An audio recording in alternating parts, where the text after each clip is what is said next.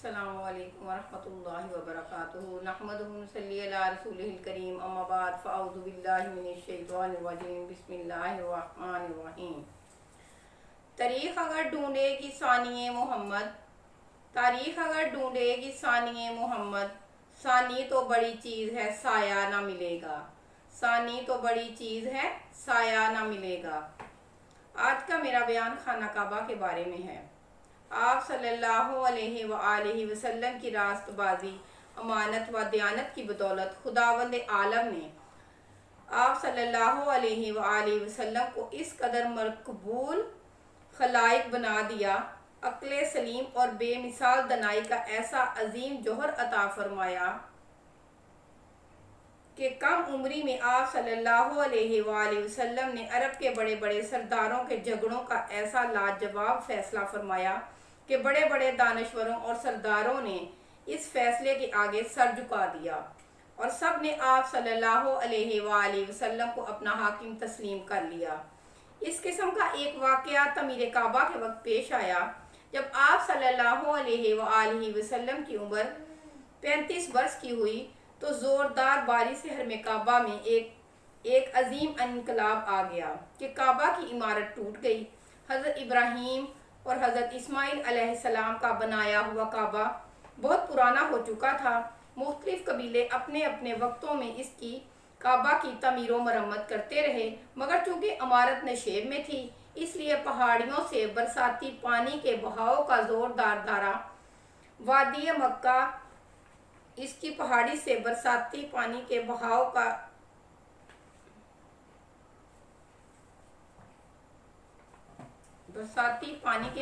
کا زوردار دھارا وادی مکہ سے ہو کر گزرتا تھا اور اکثر حرم کعبہ میں سیلاب آ جاتا تھا۔ کعبہ کی حفاظت کے لیے کئی بند بنائے گئے مگر وہ بند بار بار ٹوٹ جاتے۔ قریش نے یہ طے کیا کہ عمارت کو گرا کر پھر سے کعبہ کی ایک مضبوط عمارت بنائی جائے جس کا دروازہ بلند اور چھت بھی ہو۔ قریش نے تعمیر کا کام شروع کر دیا۔ اس تعمیر میں حضور صلی اللہ علیہ وآلہ وسلم بھی شریک ہوئے۔ مختلف قبیلوں نے تعمیر کے مختلف حصے آپس میں تقسیم کر لیے۔ جب عمارت حجر اسود تک پہنچی تو قبائل میں سخت جھگڑا کھڑا ہو گیا۔ ہر قبیلہ یہی چاہتا تھا کہ ہم ہی حجر اسود کو اٹھا کر دیوار میں نصب کریں۔ اس کشمکش میں 4 دن گزر گئے۔ 5ویں دن حرم کعبہ میں تمام قبائل عرب جمع ہوئے اور اس جھگڑے کو طے کرنے کے لیے ایک بزرگ شخص نے تجویز دی کہ جو شخص صبح سویرے سب سے پہلے حرم کعبہ میں داخل ہوگا وہ جج مان لیا جائے گا، وہ جو فیصلہ کرے گا سب اس کو تسلیم کریں گے۔ خدا کی شان، صبح جو شخص حرم کعبہ میں داخل ہوا وہ حضور رحمت عالم صلی اللہ علیہ وآلہ وسلم تھے۔ آپ صلی اللہ علیہ وآلہ وسلم کو دیکھتے سب پکار اٹھے کہ واللہ یہ امین ہیں، ہم سب ان کے فیصلے پر راضی ہیں۔ آپ صلی اللہ علیہ وآلہ وسلم نے حکم دیا کہ سب قبیلے اپنا اپنا ایک سردار چن لیں۔ پھر حضور صلی اللہ علیہ وآلہ وسلم نے اپنی چادر مبارک کو بچھا کر حجر اسود کو اس پر رکھ دیا اور سرداروں کو حکم دیا کہ سب لوگ اس چادر کو تھام کر مقدس پتھر کو اٹھا کر اس طرح اٹھائیں۔ اس طرح حجر اسود اپنے مقام تک پہنچ گیا تو حضور صلی اللہ علیہ وآلہ وسلم نے اپنے متبرک ہاتھوں سے اس مقدس پتھر کو اٹھا کر اس کی جگہ پر رکھ دیا۔ اس طرح ایک خون ریز لڑائی ٹل گئی، خانہ کعبہ کی عمارت بن گئی، لیکن تعمیر کے لیے جو سامان تھا وہ کم پڑ گیا۔ اس لیے ایک طرف کا کچھ حصہ باہر چھوڑ کر نئی بنیاد قائم کر کے چھوٹا سا کعبہ بنا دیا گیا۔ مکہ معظمہ کا یہی حصہ جس کو قریش نے عمارت سے باہر چھوڑ دیا حطیم کہلاتا ہے، جس میں کعبہ معظمہ کی چھت کا پرنالہ گرتا ہے۔ حضرت علامہ جلال الدین سیوطی نے تاریخ مکہ میں تحریر فرمایا ہے کہ خانہ کعبہ 10 مرتبہ تعمیر کیا گیا، لیکن علامہ حلبی رضی اللہ تعالیٰ عنہ نے اپنی سیرت میں لکھا ہے کہ نئے سرے سے کعبہ کی تعمیر جدید صرف 3 مرتبہ ہوئی۔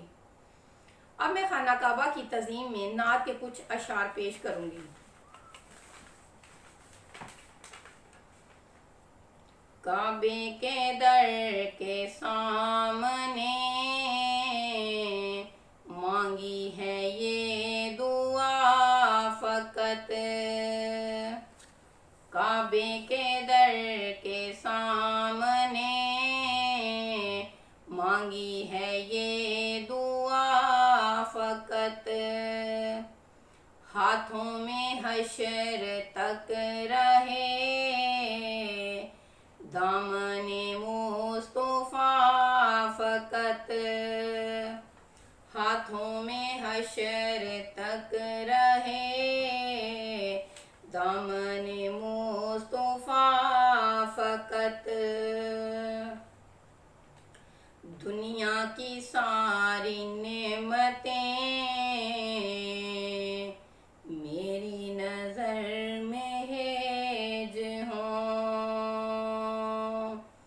دنیا کی ساری نعمتیں میری نظر میں ہیج ہوں، رکھنے کو سر پہ گر ملے نالین مصطفیٰ فقط، رکھنے کو سر پہ گر ملے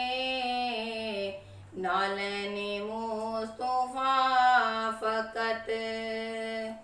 کعبے کے در کے سامنے مانگی ہے یہ دعا فقط، طیبہ کی سیر کو چلیں قدموں میں ان کے جان دیں، طیبہ کی سیر کو چلیں قدموں میں ان کے جان دیں، دفن ہوں ان کے شہر میں ہے یہ التجا فقط، کعبے کے در کے سامنے مانگی ہے یہ دعا فقط، نعت رسول پاک میں نظمی کا مقصد حیات، نعت رسول پاک میں نظمی کا مقصد حیات، آخری دم لبوں پہ ہو سرکار کی ثنا فقط،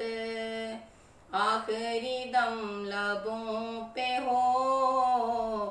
سرکار کی ثنا فقط، کعبے کے در کے سامنے مانگی ہے یہ دعا فقط، ہاتھوں میں حشر تک رہے